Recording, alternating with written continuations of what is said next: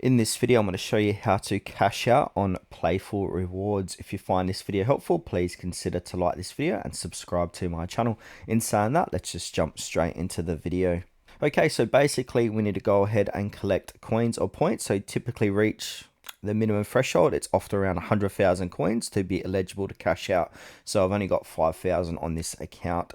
Now, once we've opened it and you've got enough points, we want to go ahead and navigate low and click on the rewards tab here.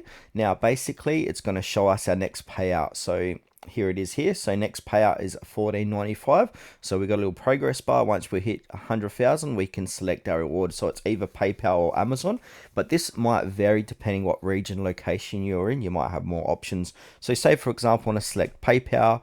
Now I can choose PayPal here, 100,000 points, click PayPal, and it's going to say I don't have enough coins, and basically click PayPal or whatever you're choosing, put in your PayPal account details. Then you might need to enter and verify your mobile number for security, enter your email address where the reward should be sent, and then submit the request and check your email inbox. Often rewards are emailed within 24 to 48 hours.